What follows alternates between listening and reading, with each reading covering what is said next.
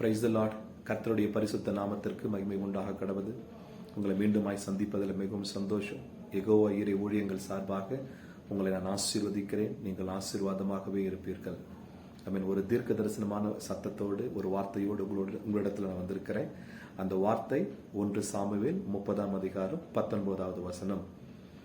தாவீது சகலவற்றையும் திருப்பிக் கொண்டான் அப்படின்னு சொன்னா அங்க எழுதப்பட்டிருக்கிறது, சிறிதாகிலும் பெரிதாகிலும் மனைவிகள் பிள்ளைகள் எல்லாரையும் திருப்பிக் கொண்டான் என்று சொல்லப்பட்டிருக்கிறது. அவன் திருப்பிக் கொண்டான் என்று சொன்னால் அது முன்னாடி எங்க இருந்ததுன்னு சொன்னா அவனிடத்தில் இருந்தது பறி கொடுக்கப்பட்டது, இல்லைன்னா பறித்து கொண்டு போய்விட்டார்கள். அதை மீண்டுமா இவன் போய் திருப்பிக் கொண்டான் என்பது அர்த்தம். ஆமென். இதை குறித்துதான ஒரு சிறு சம்பவங்கள், அந்த சம்பவத்தினுடைய பின்னணியத்தை நீங்க புரிஞ்சு கொண்டீங்கன்னா ஈஸியா இருக்கும். தாவீது சூழ்நிலை நிமித்தமாக சிக்லாக் என்று சொல்லப்பட்ட ஒரு இடத்துல தஞ்சம் புகுந்திருக்கிறான். அங்கதான் தன்னுடைய மனுஷர்களோடு குடியிருக்கிறான். அவன் வெளியே போய் மீண்டும் ரிட்டர்ன் வருகிற அந்த நேரத்துக்குள்ளதாக சத்துருக்கள், அதாவது அமலேக்கியர்கள், அவன் இல்லாத நேரம் பார்த்து தன்னுடைய மனைவி பிள்ளைகள் அவரோடு இருந்த மனுஷர்கள் எல்லாரையும் அவங்க என்ன பண்ணினா சிறைப்படுத்தி கொண்டு போய் விடுறாங்க. அது மாத்திரம் இல்லாம அவங்க இருந்த அந்த பட்டணத்தை முழுவதுமாக தீக்கிரையாக்கி கொளுத்தி போட்டு விட்டு போயிடுவாங்க. தாவீதும் அவனுடைய மனுஷர்களும் வந்து பார்த்து மனைவி பிள்ளைகள் இல்லாததை கண்டு கதறி அழ ஆரம்பிக்கிறாங்க. அங்க சொல்லப்பட்டிருக்கிறது, அழுவதற்கு கூட பலன் இல்லாதபடிக்கு சத்தமிட்டு அழுதார்களாம். ஆண்கள், யுத்த புருஷர்கள் தன்னுடைய மனைவி பிள்ளைகள் இல்லாததை கண்டு, பொருட்கள்லாம் இல்லாததை கண்டு கதறுகிறார்கள். ஆமென்.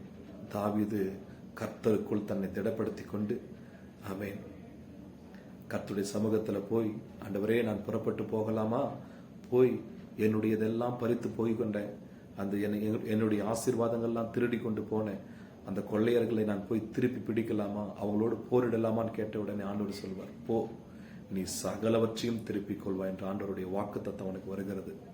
புறப்பட்டு போகிறான். அந்த அமலேக்கியர்கள் எல்லாரையும் வெட்டி வீழ்த்தி அவனுடைய எல்லாவற்றையும் திருப்பிக் கொள்ளுகிறான், மீட்டுக் கொள்ளுகிறான். இதுதான் உண்மையான காரியம். அல்லேலூயா. இன்றைக்கு இந்த வார்த்தையை நான் உங்களுக்கு சொல்றேன்.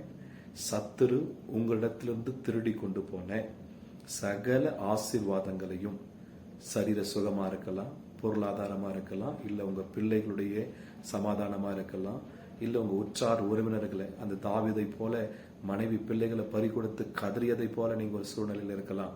ஆமென். ஆண்டவர் சொல்றாரு, சகலவற்றையும் நீ திருப்பிக் கொள்ளுவாய்.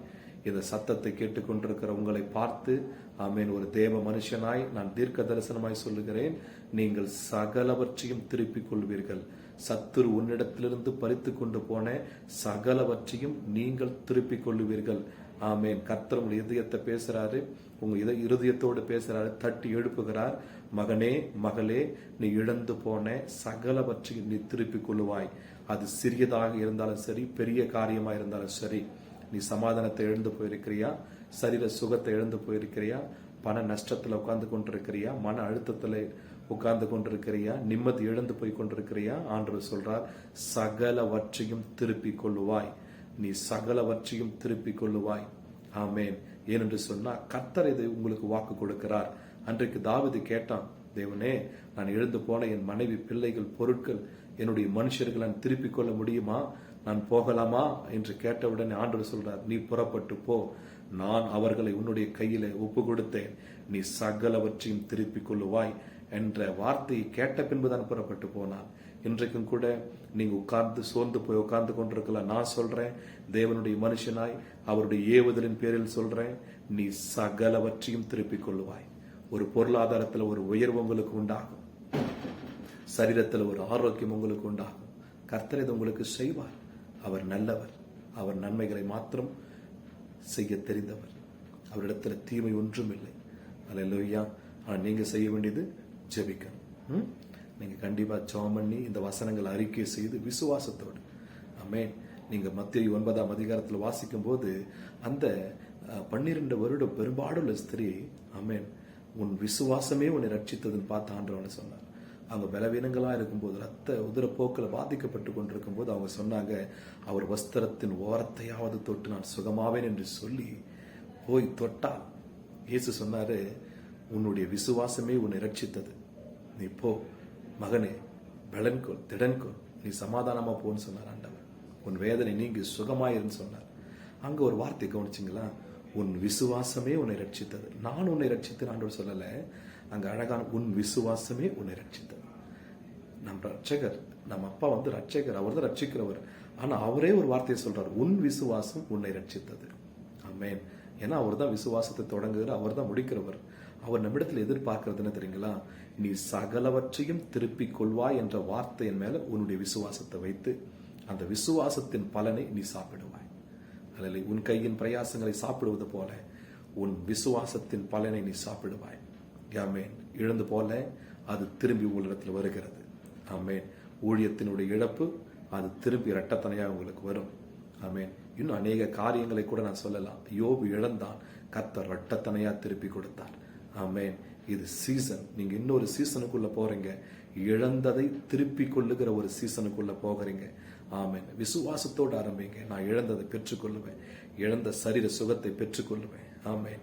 பலவீனமா ஃபீல் பண்றீங்களா? முன்ன இருந்தது போல பலன் இல்லை. ஆண்டவர் சொல்றாரு, என் பலத்தினால் உன்னை இடை கட்டுவேன். ஹல்லேலூயா.